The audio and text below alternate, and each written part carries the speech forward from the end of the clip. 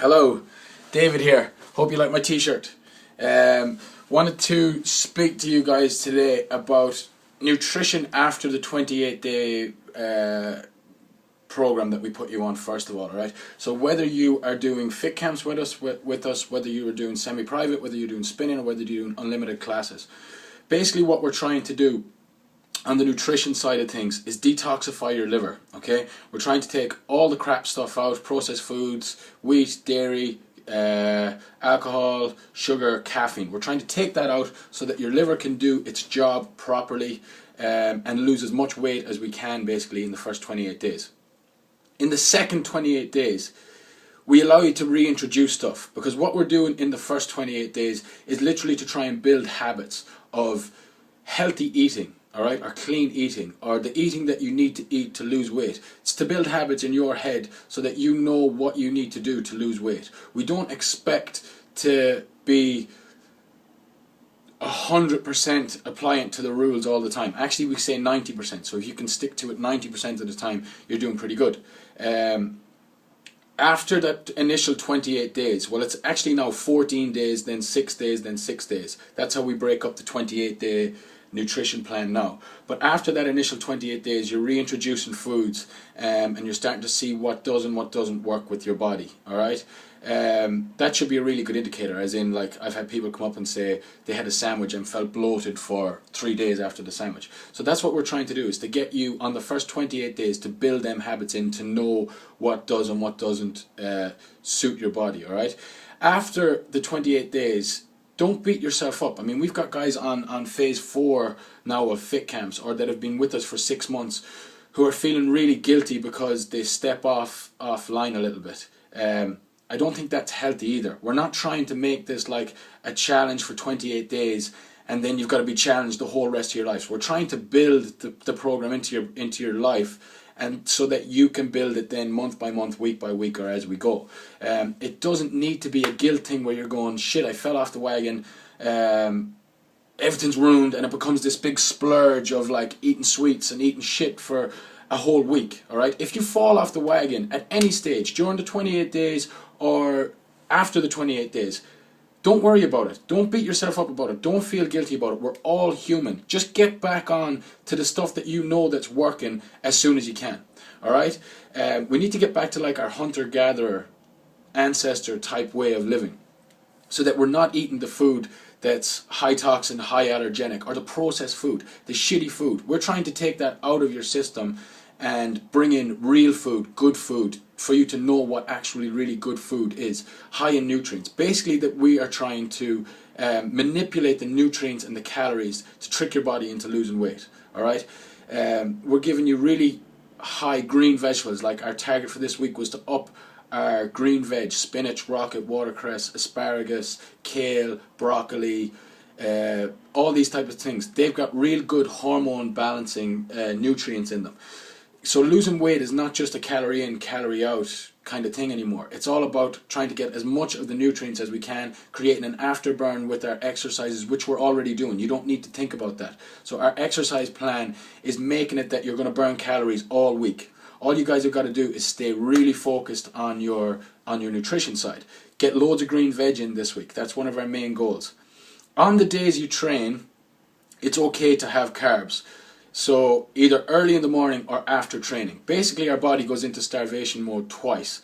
First thing in the morning and directly after a training session. That's kind of when our body can take carbs, and it's going to be able to deal with carbs. Alright, we're talking about carbs. We're talking about quinoa, we're talking about sweet potatoes, we're talking about a little bit of brown rice. Again, your portion size has to be controlled. We're not talking about what's a good carb and what's a bad carb, but basically the better times to take carbs and not take carbs. So on the days that you're training, your body's going to be able to take a little bit more carbs than on the days that you're not training. So on the days that you're training, you can have your sweet potatoes, your brown rice, whichever.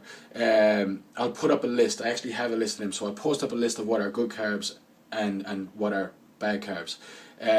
On the days that you're not training, it would be best if you could just have lots of green veg, and protein, so like fish, chicken, all the high proteins. Again, I'll put up a protein list as well, but that we're eating literally just protein, green vegetables and healthy fats, are like our extra virgin olive oil or our coconut oil that we're cooking it in. They're the essential fats that we're getting in there, alright? But basically why we're eating like that is because when we don't have them processed foods or allergenic or toxin foods in the body, our liver is able to do its job, alright? We have taken all that stuff out, so the good green vegetables and the high protein and the healthy fats are all essential for what we're doing. So the energy source that we're using is fat, so we're actually burning fat as our energy source, as opposed to burning sugar from the carbs that you would usually burn for energy. So when we eat the processed foods, the high toxin, the high allergy foods, we're only burning sugar. That's all that we're burning to get our energy for the day. When we have protein, green veg, healthy fats as our meals on non-training days, you're literally burning fat all that day. Alright? On our training days, you can eat a little bit of carbs. So your fruit is alright in between meals. Your brown rice, quinoa, again, I'll post up all the things that are good for after training. I know I put up nutrition guidelines for phase 2, and some people were looking at the fast days and going, whoa, I can't do fast days. Fast days are really good as well. We done them on our 19-day program. Basically, we didn't eat, if we ate at like 6 o'clock on a Wednesday evening, we didn't eat for 17 hours. So it was like, if we ate at 6, we didn't eat till 11 o'clock on a Thursday morning. So it's not really hard. It's only 17 hours where you're not eating. But again, you're using fat as an energy source, so it burns fat. We'll talk to you more about the fasting. The fasting we're not really worried about at the moment, and we're not really putting that onto you at the moment. That's kind of an individual thing, and we'll go a little bit more in depth on exactly what we're doing about intermittent fasting and talk about that down the line. So don't worry too much about the fast days, but try and make your non-workout days protein, green veg, lots of it, and healthy fats. Your workout days, you can get a little bit more carbs in there, so you can have your brown rice, quinoa, sweet potatoes, all the rest of that kind of stuff. And schedule a cheat day as well. You need to schedule a cheat day, because if you don't schedule a cheat day, this is just a challenge all the way through.